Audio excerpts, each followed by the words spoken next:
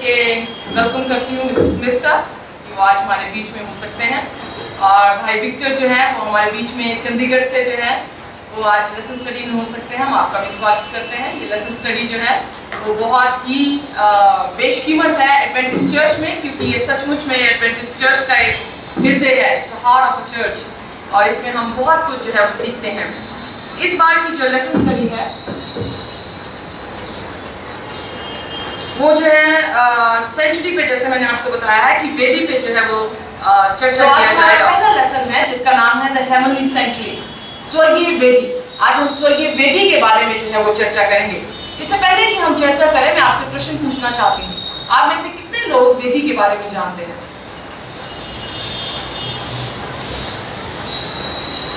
Okay, मैंने हाथ देखा। वेदी के बारे में बहुत ही जो है कम लोग जो है वो जानते हैं। बहुत सारे चर्चेस में वेदी के बारे में कोई भी प्रचार किया नहीं जाता। सो ये एक ऐसा सब्जेक्ट है जो कि बहुत ही बेहतरीन सब्जेक्ट है, और ये आपको बताएगा कि परमेश्वर का करैक्टर कैसा है और परमेश्वर का आपके प्रति कार्य क्या चल रहा है। उसके बारे में सारी चर्चा हम पूरे 13 सप्ताह जो है उसे सीखने में लगाएंगे। सो बाइबल बताती है कि परमेश्वर वेदी, स्वर्गीय वेदी रखता है। सो परमेश्वर के पास जो है स्वर्गीय वेदी है। हमारे याद करने की आयत है, आइए निकालिए मेरे साथ पहला राजा उसका 8 और उसकी 49th वर्स। पहला राजा उसका 8 अध्याय और उसकी 49th वर्स। जल्दी से निकालें ताकि हम सभी मिलकर जो है इस आयत को पढ़ सकें। पहला राजा उसकी 8 और उसकी 50 एक कम 49 50। सभी मिलकर इस आयत को पढ़ेंगे। तो तू अपने स्वर्गीय निवास स्थान में से उनकी प्रार्थना और गिड़गिड़ाहट सुनना और उसका न्याय करना। यहाँ पर परमेश्वर के वचन में बहुत ही खूबसूरत बात जो है वो लिखी गई है। पहला राजा और उसका 8 अध्याय क्या दर्शाता है, और उस 8 अध्याय में क्या पाया जाता है? कुछ और नहीं बल्कि जब सुलेमान ने मंदिर को बनाया तो सुलेमान ने प्रार्थना की। जब परमेश्वर से प्रार्थना कर रहा है और पूरी इज़राइल वहां पर खड़ी है और वो परमेश्वर से विनती कर रहा है, तो बाइबल बताती है उसके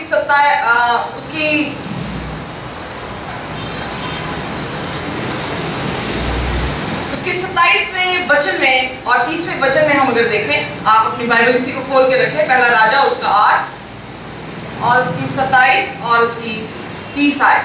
27 में क्या लिखा है? क्या परमेश्वर सचमुच पृथ्वी पर वास करेगा?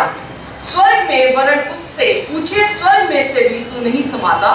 फिर मेरे बनाए हुए इस भवन को क्यों कर समाएगा? यहाँ पर जब सुलेमान जो है वो प्रार्थना कर रहा है, वो परमेश्वर के इस बात को बहुत ही अच्छी तरह से समझ पा रहा है कि परमेश्वर किसी छोटी जगह में समाया नहीं जा सकता। इसलिए वो प्रश्न पूछ रहा है कि परमेश्वर तू इतना बड़ा है। अगर मेरे साथ आप निकाले यशाया उसके 66 और उसकी पहली 2 आयतें, वहां पर परमेश्वर के वचन में लिखा है कि आसमान, हेवन जो है, या आसमान जो है वो उसका सिंहासन है और पृथ्वी उसकी चौकी है। सो अगर आप अनुमान लगाएं जिस प्रकार से यहाँ पर भजन लिखने वाला परमेश्वर की व्याख्या कर रहा है, भजन लिखने वाला ये कहने की कोशिश कर रहा है कि परमेश्वर छोटा नहीं, परमेश्वर बहुत ही बड़ा है। सो परमेश्वर इतना बड़ा है कि उसका सिंहासन पूरा आसमान है और धरती सिर्फ उसकी चौकी है। जस्ट इमेजिन, कोई भी जन अगर चौकी इस्तेमाल करे, वो चौकी कितनी बड़ी होती है जब वो इस्तेमाल करता है। चौकी इसलिए बनाई जाती है ताकि अपने पाँव को वो धर सके या पाँव को वो रेस्ट जो है उस जगह पर दे सके। सो सिर्फ इतना ही, आप इतने बड़े ग्लोब को, इतनी बड़ी धरती को जो है देखते हैं जिसमें करीब 120 से भी ज्यादा देश जो है वो पाए जाते हैं, और उन देशों का भी जो क्षेत्र है, सर्कमफ्रेंस है, वो बहुत ही बड़ा है। सो कहने का अर्थ है हमारे लिए धरती बहुत बड़ी है, पर परमेश्वर के लिए यह धरती बिल्कुल ही क्या है? उसकी चौकी के समान है। सो यहाँ पर हम देखते हैं, आइए मेरे साथ एक बार फिर निकालिए यशाया उसका 66 और उसकी 1 और उसकी 2 वचन जो है हम उसको पढ़ेंगे। बहुत ही खूबसूरत अध्याय है जो परमेश्वर के वचन में मिलता है, और यहाँ पर परमेश्वर की व्याख्या यशाया करता है कि परमेश्वर क्या है। कोई भी हिंदी में जोर से पढ़ते प्लीज। यहोवा यूं कहता है, आकाश मेरा सिंहासन और पृथ्वी मेरे चरणों की चौकी है। तुम मेरे लिए कैसा भवन बनाओगे? सो यहाँ पर हम देखते हैं कि परमेश्वर ने मूसा से कहा कि वो वेदी बनाए, क्योंकि वो उनके बीच में रहना चाहता है। पर हर एक कुलपति की परिभाषा में जब हम देखें या वचनों को जब हम पढ़ते हैं, तो हर कुलपति ये समझाने की कोशिश कर रहा है कि परमेश्वर इस बनाए हुए घर में समा नहीं सकता, क्योंकि वो बहुत ही बड़ा है। यहाँ पर भी वो कह रहा है तुम कितना बड़ा घर मेरे लिए बनाओगे कि मैं वहां पर समा सकूं। फिर परमेश्वर क्यों चाहता है कि हम वेदी बनाए? क्यों उसका मायना है कि वेदी बनाई जाए और वो वहां पर आकर बसे? Why? क्या समझते हैं? Why sanctuary is important?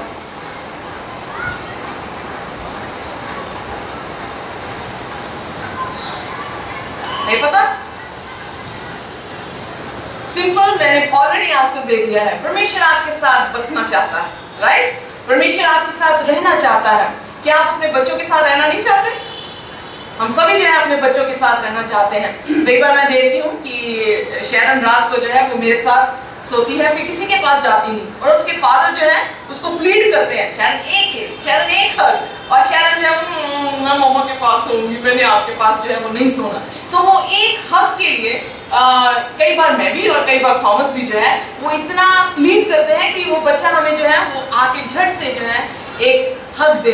सो अगर हम कार्नल माइंड यानी पाप से भरे हुए माँ बाप अपने बच्चों से इतना प्रेम करते हैं, तो फिर वो जो स्वर्गीय पिता है वो हमारे साथ कितना प्रेम करता होगा।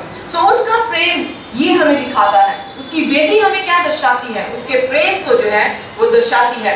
कई बार हम बहुत सारे ट्रुथ्स को, बहुत सारी सच्चाइयों को अपने टेबल पे जो है वो धरते रहते हैं। ओह अच्छा, स्टेट ऑफ दैट, मरने के बाद क्या होगा, मुझे ये सच्चाई मालूम पड़ेगी, और अपने टेबल पे जो है वो रखते हैं। फिर उसके बाद हम देखते हैं कि अच्छा स्वर्ग कैसा है, ये सच्चाई मुझे मालूम पड़ी, तो हम कहते हैं ये भी एक जो है वो मेरी सच्चाई है जो मैं अपने टेबल पे अपने दिल में जो हूँ उसे रखता हूँ। सो करते करते आप इसी तरह से 27 और 28 सच्चाइयाँ जो सेवंथ डे एडवेंटिस्ट चर्च के पास है, उससे भी बढ़कर सच्चाइयाँ आपको जब मिलती हैं परमेश्वर के वचन से, आप उस सभी को जो है वो धर देते हैं। और फिर हम करने लग जाते हैं बातचीत कि सब्त जो है वो सैटरडे है, संडे नहीं है। फिर हमारा वाद विवाद लोगों के साथ इसी बात से होता है। पर ये सारी सच्चाइयाँ क्यों दी गई है? क्यों परमेश्वर ने सेंचुरी दी? क्यों परमेश्वर ने सब्त की सच्चाई दी? क्यों परमेश्वर ने क्रूस में मरने की सच्चाई बताई? क्यों परमेश्वर ने बताया कि स्वर्ग है, नरक भी है, और वो अपने लोगों को लेने के लिए आता है? उसका कोई और उद्देश्य नहीं है कि आपको इन सभी सच्चाइयों को बताने का, सिर्फ एक ही उद्देश्य है। वो उद्देश्य ये है कि परमेश्वर आपसे बहुत प्रेम करता है। उसके प्रेम को देखना जो है, हर एक सच्चाई में देखना जो है वो बहुत ही मायने रखता है।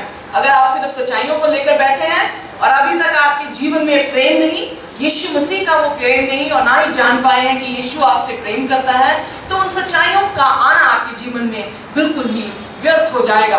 क्योंकि जब तक यीशु मसीह ने कहा यूहन्ना उसका 5 उसकी 38 आयत में, उसने कहा तुम ये सभी बातें पढ़ते हो और तुम ये सोचते हो कि ये वचन को पढ़ने से तुम्हें हमेशा का जीवन मिलेगा, पर जिसके बारे में लिखा है तुम उसको नहीं जानते। Are you with me? समझ आ रही मैं क्या कह रही हूँ? आइए, अगर मेरी पैराफ्रेज आपको समझ नहीं आ रहा तो आइए मेरे साथ निकालिए हिंदी में यूहन्ना उसका 5 और उसकी 38 आयत। कोई भी चंद यूहन्ना उसका 5 और उसकी 38 आयत निकाल दे प्लीज, और जोर से पढ़िए।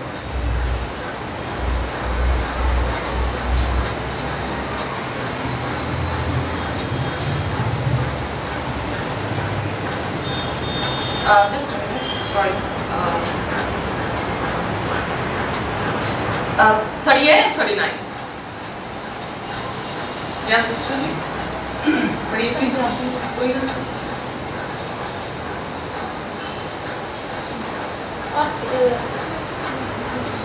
ਉਹਦਾ ਵਚਨ ਤੁਹਾਡੇ ਵਿੱਚ ਨਹੀਂ ਟਿਕਦਾ, ਇਸ ਲਈ ਕਿ ਜਿਸ ਨੂੰ ਉਹਨੇ ਭੇਜਿਆ ਤੁਸੀਂ ਉਹਦੀ ਪ੍ਰਤੀਤ ਨਹੀਂ ਕਰਦੇ ਹੋ। ਤੁਸੀਂ ਲਿਖਤਾਂ ਨੂੰ ਭਾਲਦੇ ਹੋ ਕਿਉਂਕਿ ਤੁਸੀਂ ਸਮਝਦੇ ਹੋ ਕਿ ਇਹਨਾਂ ਵਿੱਚ ਸਾਨੂੰ ਸਦੀਕਤ ਜੀਵਨ ਮਿਲਦਾ ਹੈ, ਅਤੇ ਮੇਰੇ ਹੱਕ ਵਿੱਚ ਜੋ ਸਾਖੀ ਦਿੰਦੇ ਹਨ ਸੋ ਇਹੋ ਹਨ। यहाँ पर फरीसियों को प्रभु यीशु मसीह क्या कह रहा है? उनका धर्म, उनकी रास्तबाजी परमेश्वर एक्सेप्ट नहीं कर रहा। सो परमेश्वर प्रभु यीशु मसीह ने भी जो है उनको एक्सेप्ट नहीं किया। प्रॉब्लम क्या थी? प्रॉब्लम ये थी वो सच्चाई को बहुत अच्छी तरह से जानते थे, सबूत को मानने के लिए भी जो है वो तैयार थे, परमेश्वर के कलाम को मानते थे, पहरावा जैसे पहनना चाहिए वैसे वो पहरावा भी पहनते थे। सो अगर देखा जाए वेदी में जो है उन्होंने वैसे ही वेदी बना रखी थी जैसे कि स्वर्ग में वेदी बनाई हुई है। हर एक सच्चाई को फॉलो कर रहे थे, पर वो हर एक सच्चाई क्या बता रही थी? जिसके बारे में कहानी थी उसके बारे में जो है वो मान नहीं रहे थे। वो कहानियों को मान रहे थे पर जिसके बारे में वो कहानी दी गई थी, यू नो द वन, जिसको हिंदी में क्या कहते हैं, जिसकी कहानी है उस व्यक्ति को मिस आउट करके वो कहानी को लेकर बैठे थे। सो चाहे कोई भी सच्चाई हमारे कानों तक क्यों ना पहुंच जाए, अगर यीशु मसीह हमारे जीवन तक नहीं पहुंचा वो कहानियां बिल्कुल क्या हो जाएंगी? व्यर्थ हमारे जीवन में हो जाएंगी। अगर वेदी की आज कहानी भी हम पूरे त्रिमास में क्यों ना पढ़ लें, अगर यीशु मसीह आप ढूंढ नहीं पाए उस वेदी में, तो फिर ये वेदी का प्रचार भी जो है वो क्या है? निकम्मा हमारे लिए ठहर जाएगा। सो जब कभी भी आप बाइबल पढ़ते हैं, जब कभी भी आप सच्चाई को देखते हैं या आपको सच्चाई मिलती है, सिर्फ सच्चाई को लेकर संतुष्ट ना हो। स्पेशली सेवंथ डे एडवेंटिस्ट कलीसिया को मैं कह रही हूँ, ऑलराइट, जितने भी सुन रहे हैं या जितने भी यहाँ पर हमारे बीच में बैठे हैं, अपनी सच्चाई को लेकर संतुष्ट मत हो कि आप सेवंथ डे एडवेंटिस्ट हैं और आप स्वर्ग की बादशाहत में जाएंगे। अगर यीशु मसीह आपकी जिंदगी में उन कहानियों में आपने ना पकड़ा तो फिर आपका सेवंथ डे एडवेंटिस्ट चर्च में आना भी जो है वो क्या हो जाएगा? व्यर्थ हो जाएगा। सिस्टर एलन जी वाइट ने कहा मैंने 20 में से एक भी सेवंथ डे एडवेंटिस्ट क्रिश्चियन जो है वो स्वर्ग की बादशाहत में नहीं देखा। क्यों? ऐसा क्यों? सच्चाई हमारे पास है, परमेश्वर का कलाम हमें आता है, दानियल क्या, प्रकाशित वाक्य क्या, हर एक प्रोफेसी हम समझते हैं, फिर क्यों 20 में से एक व्यक्ति भी जो है वो स्वर्ग की बादशाहत में नहीं पाया गया? सिर्फ एक ही वजूहत थी कि उन्होंने यीशु मसीह को उन कहानियों में जो निकाल कर अपने जीवन में नहीं लेकर आए थे। जरूरत है कि हम यीशु मसीह को सेंचुरी में भी ढूंढें। इस वेदी में यीशु मसीह कहाँ है? इस वेदी में यीशु मसीह हमारे लिए क्या करता है? इस वेदी में यीशु मसीह का प्रेम हमारे लिए कितना है? आइए पूरे त्रिमास में हम इसको जो है वो ध्यान देंगे। मैंने आपके सामने अभी सेंचुरी की जो है वो तस्वीर रखी है। अगर आप ध्यान से देखें, ये सेंचुरी, ये वेदी है जो यीशु परमेश्वर ने मूसा से कहा कि इसे बना। अगर आप इब्रानियों उसका 8 उसकी पहली उसकी दूसरी आयत में पढ़ेंगे तो पौलुस लिखता है कि मूसा को कॉपी जो है हेवनली सेंचुरी की कॉपी जो है वो दी थी ताकि वो यहाँ पर जमीन पर जो है वो बना सके। आज हम स्वर्गीय वेदी के बारे में चर्चा करेंगे। आज हम इस दुनिया की वेदी पर चर्चा नहीं करेंगे, पर अगर जैसे मैं एग्जांपल दे रही हूँ कि ये सेंचुरी का नक्शा है, ये एक कॉपी है, रियल नहीं है। ऑलराइट, अभी आगे हम और देखेंगे कि ये रियल नहीं है, ये सचमुच में कॉपी है। आप बाहर देखते हैं, ये कोर्टयार्ड है। ऑलराइट, कोर्टयार्ड में आप ऑल्टर देखते हैं, वेदी को देखते हैं, और यहाँ पर एक बेसिन है जिसमें पानी हमेशा रखा जाता था। प्लीज ध्यान से, मैंने ओरिएंटेशन दे रही हूँ, इंट्रोडक्शन दे रही हूँ वेदी की, ताकि पूरे त्रिमास में आप वेदी को समझ सकें कि वेदी क्या है। उसके बाद एक कमरा था जिसे होली प्लेस कहा जाता है।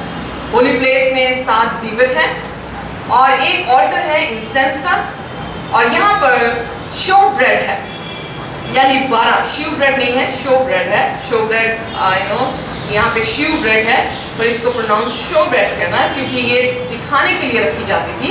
ये 12 रोटियाँ रखी जाती थी, 12 रोटियाँ 12 कबीलों को जो है वो दर्शाती थी, और वो 12 कबीले जो दर्शाए जाते थे वो प्रभु यीशु मसीह मूसा के टाइम में 12 कबीले थे, उनको दर्शाते थे। यानी हर एक परिवार, आपका परिवार भी यहाँ पर ही दर्शाया जाता है। राइट, सो ये जो है होली प्लेस है, यहाँ पर महायाजक एवरी डे जाता था।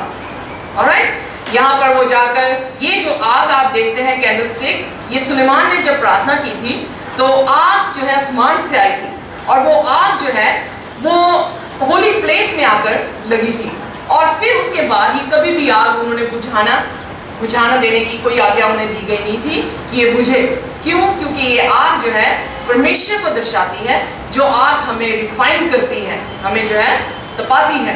सो इसलिए उसका कार्य कंटिन्यूस है हमारे जीवन में, इसलिए लगातार आग कभी भी महायाजक जलने नहीं देता, बुझने नहीं देता था, जलते ही रहने देता था। ये जो है पिछला कमरा, इसे कहते हैं मोस्ट होली प्लेस, ये अति पवित्र जो है वो जगह है।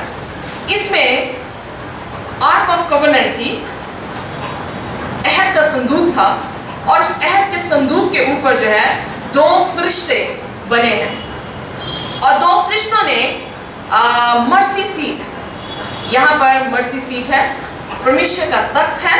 सो यहाँ पर परमेश्वर के आसपास जो है 2 फरिश्ते उसके सामने जो है हमेशा प्रेजेंट रहते हैं। सो इस आर्क ऑफ कवर्नेंट में 3 चीज़ें पाई जाती थी। पहली चीज़ कि मन्ना जो परमेश्वर ने उन्हें 40 साल तक गिरा के दिया, वो मन्ना वहाँ पे रखा जाता था। दूसरी चीज़ हारून की छड़ी जो कि एलमंड बर्ड्स जो है उसमें आ गई थी। अगर आपको ये कहानी याद हो, इसके बारे में ज़्यादा नहीं बताऊंगी। हर कबीले ने अपनी अपनी स्टिक्स लेकर आए और सिर्फ हारून की स्टिक जो थी हैकल में उसने बर्ड किया, यानी उसमें क्या कहते हैं हिंदी में, बर्ड साइन, पोपले आए। Thank you very much. पोपले जो है वो आए। हम अच्छी ट्रांसलेटर कर सकते हैं। I try with you. So पोपले जो है वहाँ पर आए। सो जब वो पोपले आए तो सिर्फ ये दर्शाया गया पूरी इजरायली कौम को कि एक जन को ये अधिकार दिया गया है जो महायाजक का काम करेगा। वो कौन है? हारून, उसका परिवार। सो महायाजक साल में एक बार मोस्ट होली प्लेस में जाता था। ये 7वें महीने के 10वें दिन में होता था और ये अटोनमेंट का दिन होता था जिसमें समस्त इजरायली कौम का न्याय उस दिन होता था। ऑलराइट, ये हमारा थोड़ा सा पैराफ्रेज है। जब ये कॉपी या नक्शा मूसा को दिया गया तो मूसा रियलिटी में उसको तो नहीं बना सका जो स्वर्ग में है। अगर आप देखें, मैंने आपको बताया कि यहाँ पर स्वर्गीय दूत हैं। ये स्वर्गीय दूत जो उन्होंने बनाए वो सोने के बनाए थे, पर can it be comparable to the real angels? क्या उनके साथ तुलना कर सकते हैं जो रियल एंजल अपनी ग्लोरी, अपनी शाइन और अपनी फिजिक के साथ होंगे? अगर हम अभी बनाए एंजल, कितने बड़े हम एंजल्स बना सकते हैं? ज़्यादा से ज़्यादा हद तक हम यहाँ तक जो है, ये जितना 10 फुट या 12 फुट की ऊंचाई तक जो है हम एंजल्स बना सकते हैं। पर क्या वो रियलिटी में इतनी हाइट के हैं? क्योंकि सिस्टर एलन जी वाइट ने कहा जब आदम को पहले बनाया गया, सो आदम की हाइट उस समय जो है वो 12 फीट थी। अगर आदम को इतना बनाया गया तो एंजल्स आदम से या इंसान से जो है वो उच्च जाति में जो है वो आते हैं। सो वो शायद आदम से जो है वो बड़े हों। सो कहने का अर्थ एक पिक्चर दी गई है ताकि हम अंडरस्टैंड कर सकें। रियल अर्थ में नहीं था, पर पिक्चर थी कि हम अंडरस्टैंड करें कि परमेश्वर का सिंहासन इस कदर से है। सो उन्होंने कपड़ों का जो है वो बनाया, सारे कपड़ों का जिक्र जो है वहाँ पे बाइबल में बताया गया। पर्पल कहाँ पे लगाना है, ब्लू कहाँ पे लगाना है। सो इस प्रकार से औरतों ने जो है उस पर कढ़ाई की। हर कर्टन पे जो है उन्होंने एंजल्स को जो है वो कढ़ाई की। ऑलराइट, सो जितनी सेंचुरी थी उस सभी में एंजल्स जो है कर्टन्स में क्या थे? कढ़ाई किए हुए थे। सो इसका अर्थ ये है कि परमेश्वर ये बताना चाह रहा था कि सिंहासन में या परमेश्वर की वेदी में हजारों हजार जो है वो क्या है? स्वर्गीय दूत है। बेशक अर्थली सेंचुरी में ऐसा नहीं था, पर हेवनली सेंचुरी में सचमुच में हजारों हजार जो है फरिश्ते परमेश्वर के तख्त के सामने जो है वो खड़े रहते हैं। आने वाली आयतों में हम जो है इसका जिक्र करेंगे। सो ये वेदी जो है मूसा ने बियाबान में जो है वो बनाई। सो होली प्लेस में हम देखते हैं कि 7 दीवट हैं और टेबल है, इसेंस है।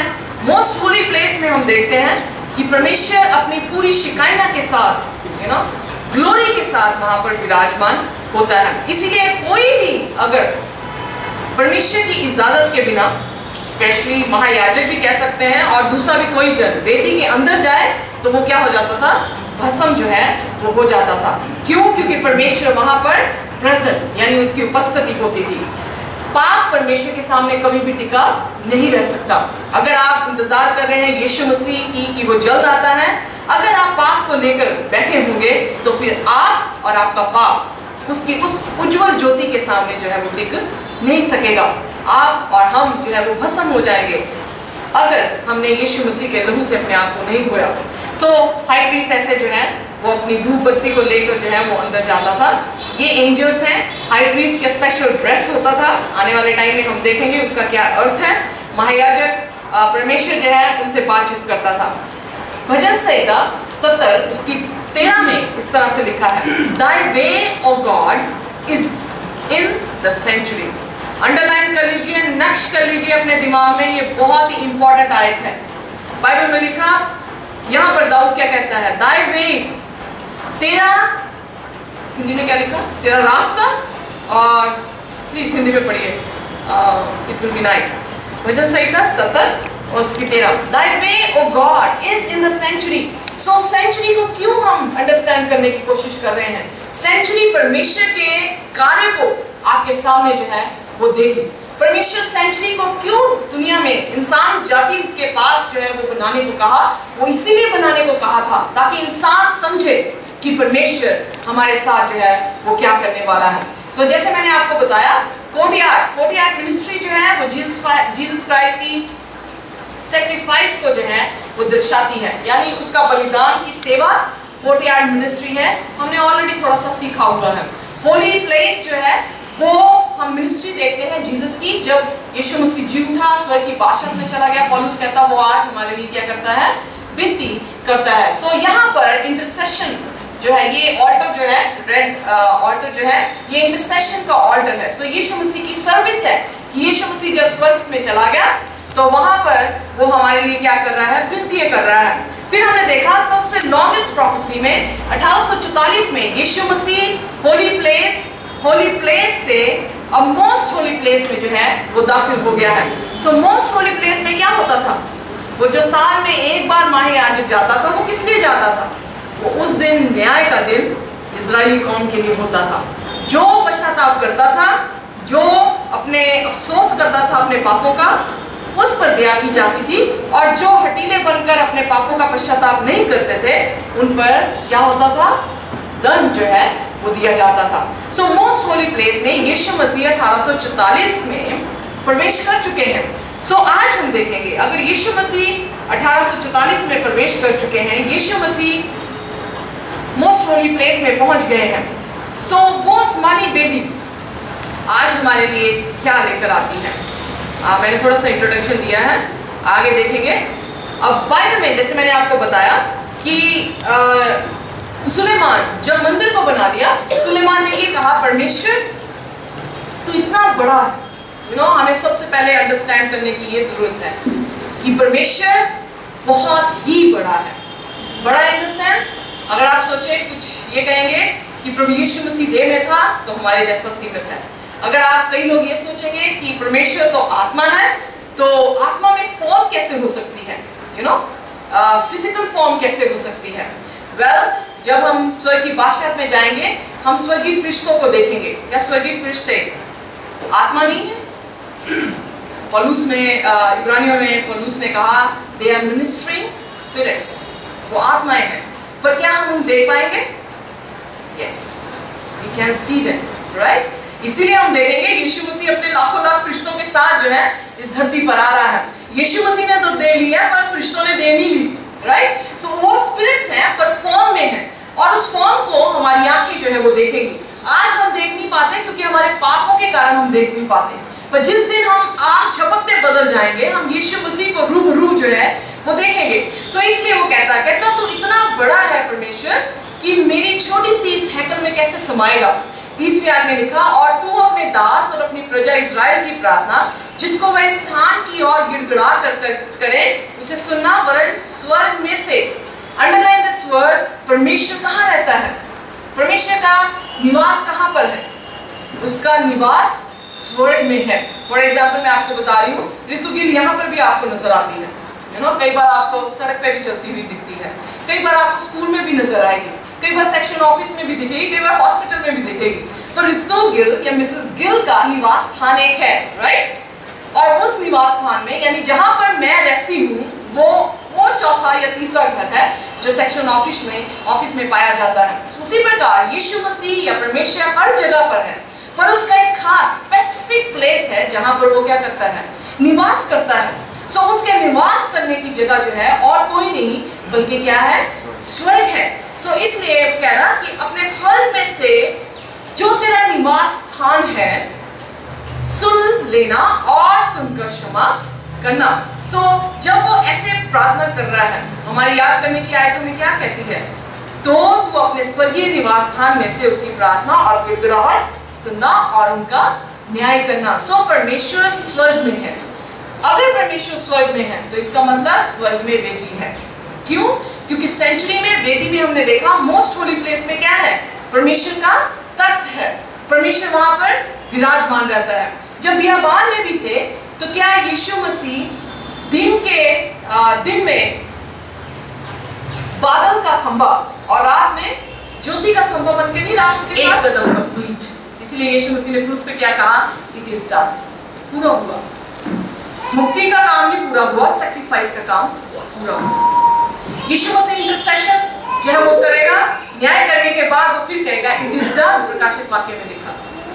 क्योंकि न्याय का काम जो है वो क्या हुआ? पूरा हुआ। स्वर्ग की बादशाह में पहुंच जाएंगे। वहां पर प्रकाशित वाक्य 22:6 में लिखा it is done. Hallelujah, praise the Lord. It is done. जो प्रभु यीशु मसीह कार्य करता है उसे वो पूरा करेगा। यकीन जानिए, विश्वास करिए, यीशु मसीह ही आपका उद्धार करता है और यीशु मसीह ही आपको स्वर्ग की बादशाह में लेकर जाएगा। May God richly bless you। आइए अपने सिरों को झुकाएंगे और प्रार्थना करेंगे। स्वर्गीय पिता, हम आपके बहुत ही शुक्रगुजार हैं, धन्यवाद करते हैं कि आप हमारे परमेश्वर हैं। हम धन्यवाद करते हैं, किसी समय हम अंधकार में थे, हम आपकी उज्जवल ज्योति को देख नहीं पा रहे थे, पर आपने उस अंधकार से निकालकर हमें उज्जवल ज्योति में लेकर आए, इन सत्यों में लेकर आए जो प्रभु आपके कलीसिया ने हमें दिए हैं। ये सत्य महज हमारे दिलों में सिर्फ पाइल अप ना करें प्रभु जी, इन सभी सत्यों में हम यीशु मसीह को ढूंढ सकें। हमें ब्लेस करें, पूरे त्रिमास में हम सेंचुरी में यीशु मसीह को देख सके। उसने हमसे कितना प्रेम किया और वो हमारे लिए क्या करता है। प्रभु ब्लेस करें पूरी कलीसिया को और यीशु मसीह को ही अपना जीवन पूर्ण तौर से हम सभी मिलकर कलीसिया के रूप में दे सकें, ताकि आपका कार्य पूरा हो। It will be done, God. Please bless us और हमें अपनी पवित्र आत्मा की मोहर से हमारे ऊपर छाप लगाएं। इस प्रार्थना को यीशु के नाम से मांग लेते हैं, आमीन। परमेश्वर इज कंप्लीट। इसीलिए यीशु मसीह ने क्रूस पे क्या कहा? इट इज डन, पूरा हुआ। मुक्ति का काम नहीं पूरा हुआ, सैक्रिफाइस का काम पूरा हुआ। यीशु मसीह इंटरसेशन जो है वो करेगा, न्याय करने के बाद वो फिर कहेगा इट इज डन, प्रकाशित वाक्य में लिखा। क्योंकि न्याय का काम जो है वो क्या हुआ? पूरा हुआ। स्वर्ग की बादशाह में पहुंच जाएंगे। वहां पर प्रकाशित वाक्य 22:6 में लिखा it is done. Hallelujah, praise the Lord. It is done. जो प्रभु यीशु मसीह कार्य करता है उसे वो पूरा करेगा। यकीन जानिए, विश्वास करिए, यीशु मसीह ही आपका उद्धार करता है और यीशु मसीह ही आपको स्वर्ग की बादशाह में लेकर जाएगा। May God richly bless you। आइए अपने सिरों को झुकाएंगे और प्रार्थना करेंगे। स्वर्गीय